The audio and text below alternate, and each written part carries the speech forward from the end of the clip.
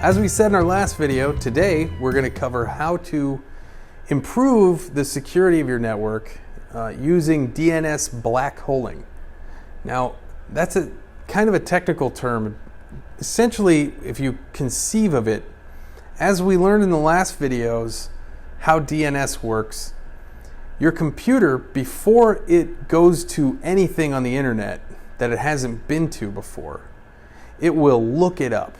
So as you go to a web page, any web page that has advertisements, all of those advertisements, each one has an IP address associated with it. But when it gets served up to your computer in the browser, it's served up as a familiar text domain name, like something like adservernet.org or something like that. It's something along those lines. And what happens is your machine is trying to load all those images and advertisements, and it has to do a DNS lookup for each one.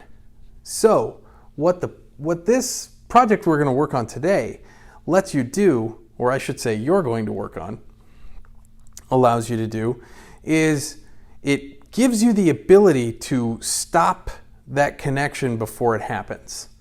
So before your computer connects and gets the material to put into the ad, sometimes those can be malicious. It's very often not the case, but sometimes they can be malicious.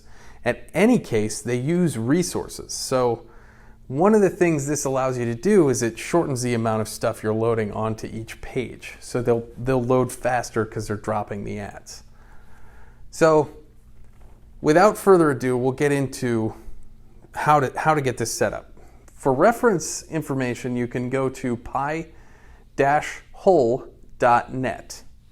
And this is where, again, you can find all the information on how to set this up. There's a lot of different ways to do this. One of the easiest ways that I've found is you get a device called a Raspberry Pi. And again, they have all the reference information here for you. But you get the Raspberry Pi. It's a little credit card sized computer. And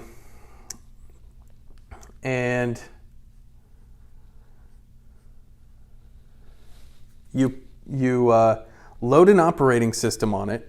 And these Raspberry Pis cost, I want to say, anywhere from like $35, from $5 to $35, somewhere in there. And it's great because that's an inexpensive cost.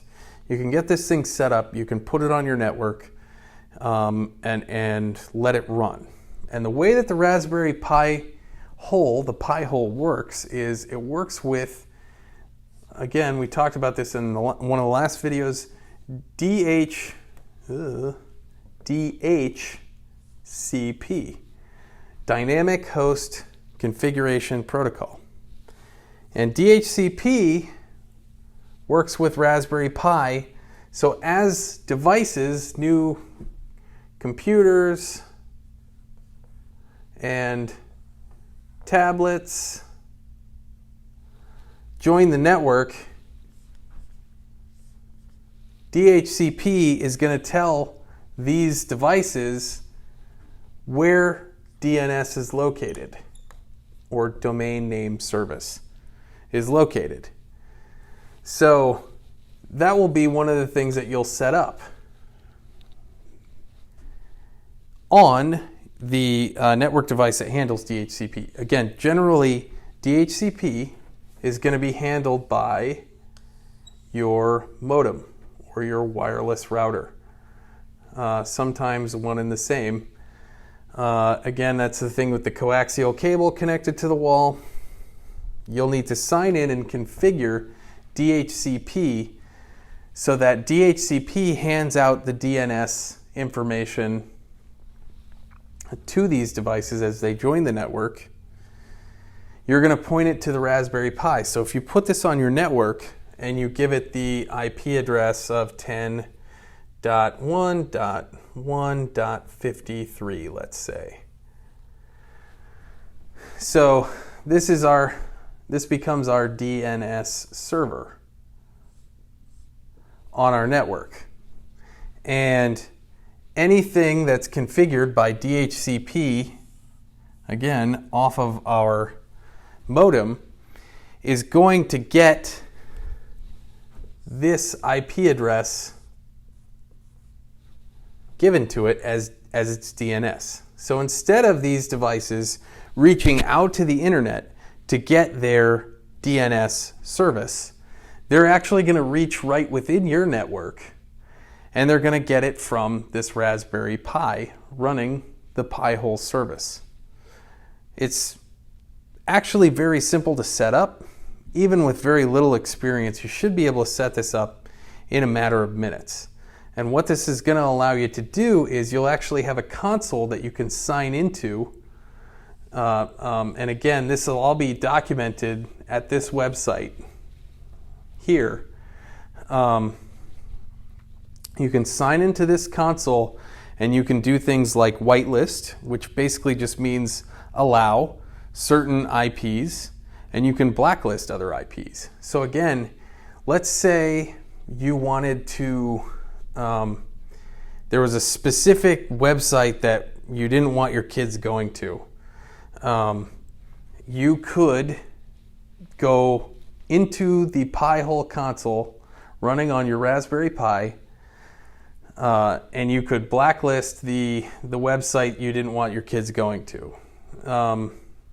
And every time your kids' devices would ask for that bad website, they would actually get this device's IP address right here instead of the bad website's IP address.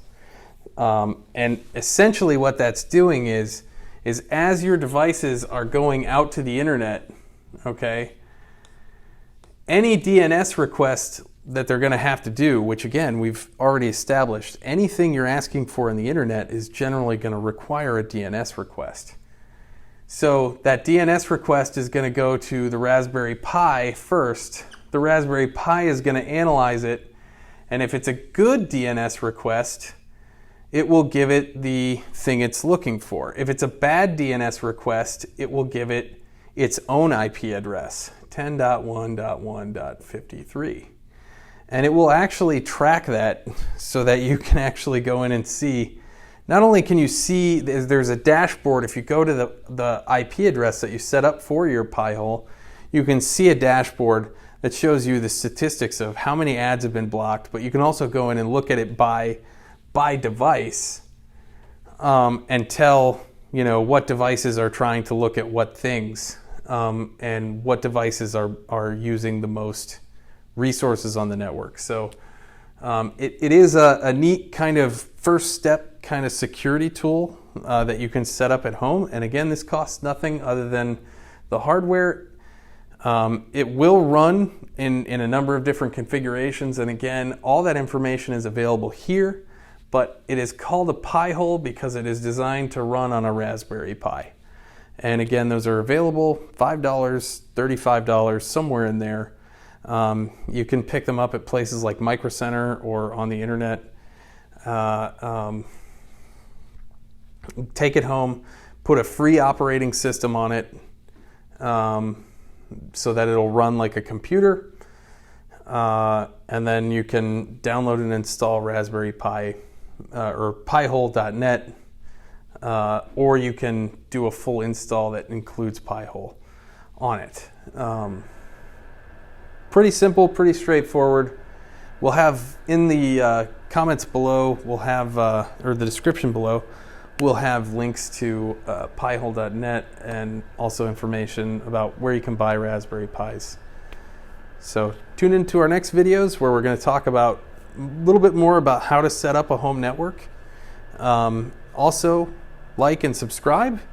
And please, we appreciate feedback. So if you have a comment about a topic you'd like us to cover, or questions about the topics we've already covered, please let us know in the comments below. Thank you.